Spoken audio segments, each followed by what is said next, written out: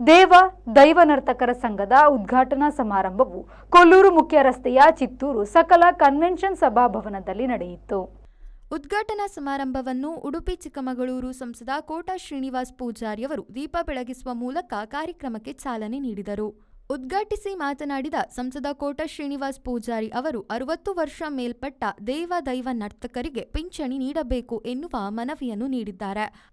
ಅವರ ಮನವಿ ಕೆಲವು ಈಡೇರಬಹುದು, ಕೆಲವೊಂದು ಈಡೇರದೇನೂ ಇರಬಹುದು. ಆದರೂ ನನ್ನ ಪ್ರಯತ್ನವನ್ನು ಮಾಡುತ್ತೇನೆ. ಯಾಕಂದರೆ ಕೆಲವು ದೈವ ನರ್ತಕರು ತಮ್ಮ ಕಷ್ಟಗಳನ್ನು ಹೇಳಿಕೊಳ್ಳಲಾಗದಷ್ಟು ಮುಗ್ಧರೂ ಇದ್ದಾರೆ. ಅವರಿಗೆ ದೈವವೇ ಪ್ರಪಂಚ. ಅಂಥವರಿಗೆ ಈ ಸಂಘಟನೆಯ ಮೂಲಕ ಸಹಾಯವನ್ನು ಮಾಡಬೇಕೆನ್ನುವ ಉದ್ದೇಶ ಶ್ಲಾಘನೀಯ ಎಂದು ಸಂಘಟನೆಗೆ ಶುಭವನ್ನ ಹಾರೈಸಿದರು.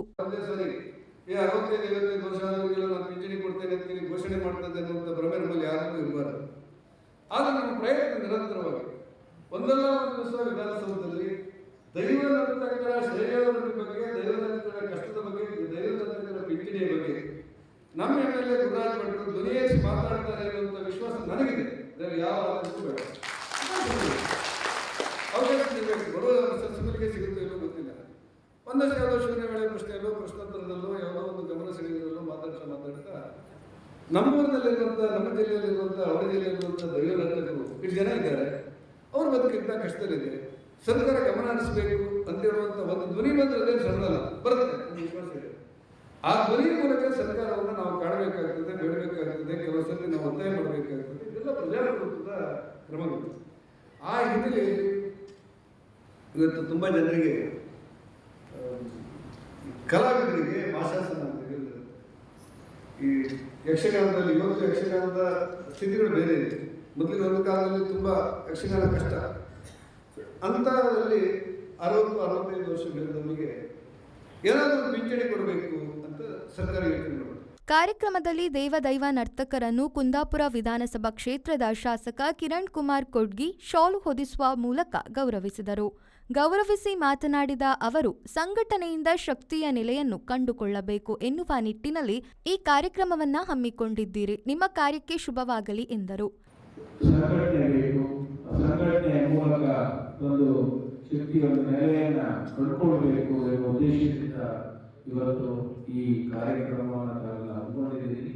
ನಿಮ್ಮೊಟ್ಟಿಗೆ ಈಗ ಶ್ರೀನಿವಾಸ ಪೂಜಾರಿಗೆ ಇಲ್ಲಿ ಧಾರ್ಮಿಕ ಅಭಿವೃದ್ಧಿ ಸಚಿವರಾಗಿದ್ದಾಗ ಅನೇಕ ಕೆಲಸಗಳನ್ನು ಅವರು ಮಾಡಿದ್ದಾರೆ.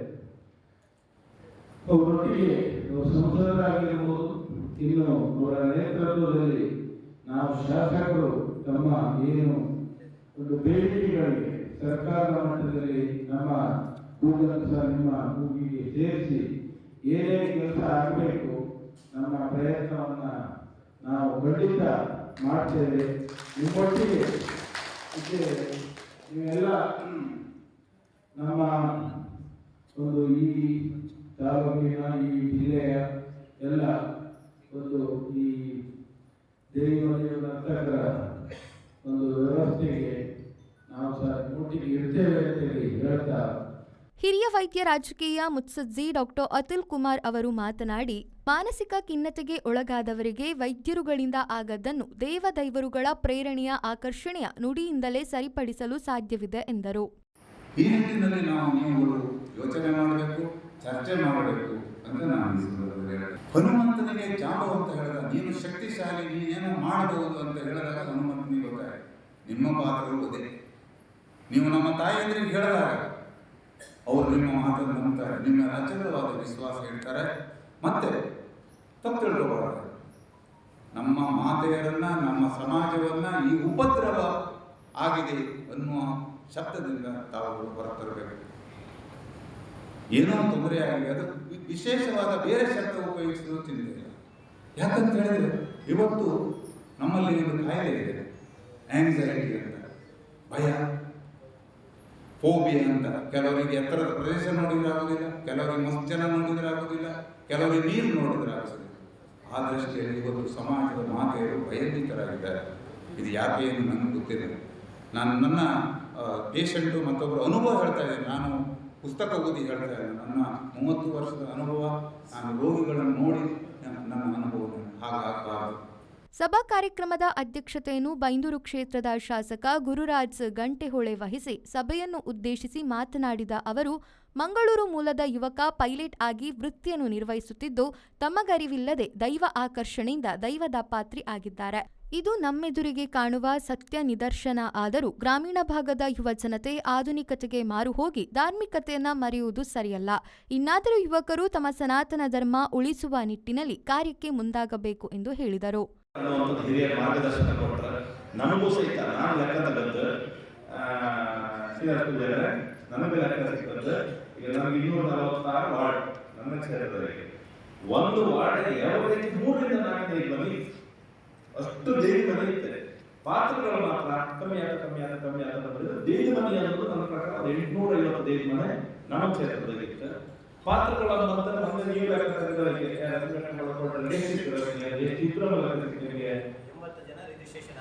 ರಿಜಿಸ್ಟ್ರೇಷನ್ ಆದ 80 ಜನ ಅಂದ್ರೆ ಅದಕ್ಕೆ 2 ಪಟ್ಟಿತ್ತ 3 ಪಟ್ಟಿತ್ತ ಆಗಿದ್ದಾರೆ. ಈಗ ನಮಗೀಗ ಬಿಜುಗಳಿಗೆ ಒಂದು ಸ್ಪಷ್ಟ ರೂಪ ಬರಬಹುದು. ಈಗ ಈ ಸಲ 1-2-3 ನೀವೇ ಅದನ್ನು ಇಟ್ಟಿರಿ. ಇನ್ನೊಂದು ಮುಂಜಾನೆ ಹೇಳಿದಂಗೆ ಇನ್ಶೂರೆನ್ಸ್ ಅವ್ರಿಗೆ ತೊಂದರೆ ಇದೆಯಾ, ಅವ್ರ ಆರೋಗ್ಯಕ್ಕೆ ಮನೆಗೆ ಏನ್ ಮಾಡ್ಕೊಂಡು ಇದೆಲ್ಲ ಸೇರ್ತಾ ಒಂದು 10 ಸದಸ್ಯರ ಆಗ್ತದೆ. ಆಗಳಿಗೆ ಇನ್ನೊಂದು 4 ಜನ ಮತ್ತು ವಿಶ್ವಾಸದಲ್ಲಿ ಬರಬಹುದು. ಸೊ ಇದೆಲ್ಲವೂ ಸಹಿತ ಹೊರಟದ ಆರಂಭದ.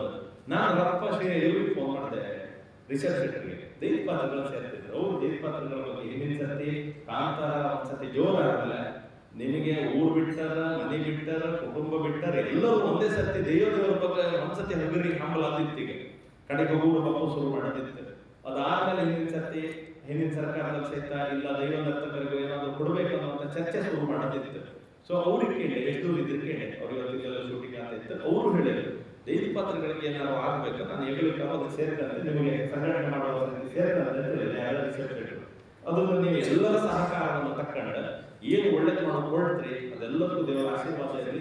ದೇವದೈವ ನರ್ತಕರ ಸಂಘಟನೆಯ ದೇವದೈವ ನರ್ತಕರ ಸಂಘದ ಅಧ್ಯಕ್ಷರಾದ ಪ್ರದೀಪ್ ಕುಮಾರ್ ಶೆಟ್ಟಿ ಮಾತನಾಡಿ, ಈ ಸಂಘಟನೆಯ ಮೂಲ ಉದ್ದೇಶ ನವಪೀಳಿಗೆಗೆ ಶಿಸ್ತುಬದ್ಧವಾದ ಮಾರ್ಗದರ್ಶನ ನೀಡುವುದು ಹಾಗೂ ಜಿಲ್ಲಾ ಮತ್ತು ರಾಜ್ಯ ಮಟ್ಟದಲ್ಲಿ ನಮ್ಮ ಸಂಘಟನೆಯನ್ನ ಪಸಹರಿಸುವ ಮೂಲಕ ಉತ್ತಮ ಸಮಾಜವನ್ನ ನಿರ್ಮಾಣ ಮಾಡುವುದು ಮುಖ್ಯ ಗುರಿಯಾಗಿದೆ ಎಂದರು. 15 ವರ್ಷದ ಅನುಭವಗಳಿದೆ. 15 ವರ್ಷದ ಅನುಭವದ ಇಟ್ಟುಕೊಂಡು ನಾವು ಈ ಸಂಘ ಸಂಸ್ಥೆಗೆ ಪ್ರಥಮವಾಗಿ ಹೆಜ್ಜೆ ಇಡಬೇಕಾದಂತಹ ನಿಟ್ಟಿನಲ್ಲಿ ಬಿಲ್ಲವ ಸಮಾಜದ ಒಂದು 2-3 ದಿನಗಳಲ್ಲಿ ಪ್ರಾಸ್ತಾವಿಕವಾಗಿ ಚರ್ಚೆಗಳನ್ನು ಮಾಡಿದ್ದೇನೆ. ಆ ಸಂದರ್ಭದಲ್ಲಿ ಅವರು ನಾವು 2-3 ಸಂಘಟನೆ ಆಯ್ತಿವೆ, ಇದನ್ನೆಲ್ಲ ನೀವು ಮಾಡುತ್ತಿದ್ದು ಮಾಡಿ ಅಂತ ಹೇಳಿರ್ತಾರೆ. ಅಂದ್ರೆ ಅವರು ಕೂಡ ಇವತ್ತಿನಲ್ಲಿ ಸೇರ್ಕೊಂಡಿದ್ದು ಈಗಾಗಲೇ ಮನೆ ಶಾಸಕರಾಗಿರ್ಬೋದು, ಹೀಗೆ ಒಂದು 2-3 ವಿಚಾರಗಳನ್ನು ತಿಳಿಸಿದ್ರು. ಎಷ್ಟೋ ಜನ ಬಾಕಿ ಇದ್ದಾರೆ.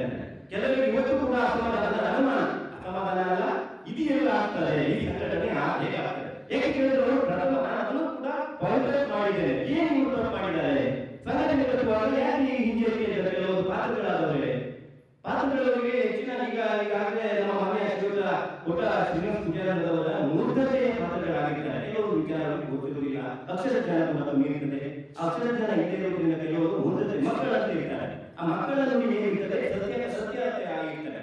ಈಗ 65 ವರ್ಷ ಮೇಲ್ಪಟ್ಟವರ ಒಂದು ಪ್ರಾಯ ಆದ 65 ವರ್ಷದ ಹೇಗೆ ಮಕ್ಕಳ ಒಂದು ಭಾವನೆಗಳಿಗೆ ಬರ್ತಾರೋ ಹಾಗೆ ಮಕ್ಕಳು ಹೇಗಿರ್ತಾರೋ ಆ ಪಾತ್ರಗಳಲ್ಲೂ ಕೂಡ ಹಾಗೆ ಇರ್ತದೆ ಅನ್ನುವಂಥ ವಿಚಾರಗಳನ್ನು ತಿಳಿಸಿ ಹೇಳಿದ್ದಾರೆ. ಸಭಾ ಕಾರ್ಯಕ್ರಮದ ಸ್ವಾಗತ ಭಾಷಣವನ್ನ ಸಂಘದ ಗೌರವ ಅಧ್ಯಕ್ಷರಾದ ಸತೀಶ್ ನಾಯ್ಕ್ ನೆರವೇರಿಸಿ ನಿರೂಪಣೆ ಧನ್ಯವಾದಗಳನ್ನು ರವಿರಾಜು ಶೆಟ್ಟಿ ಸಮರ್ಪಿಸಿ ಸಂಘದ ಕಾರ್ಯದರ್ಶಿ ಸತೀಶ್ ಪಾಣರ ವಂದಿಸಿದರು. ರವಿರಾಜ್ ವಿ4 ನ್ಯೂಸ್ ಪಡುಬಿದ್ರೆ.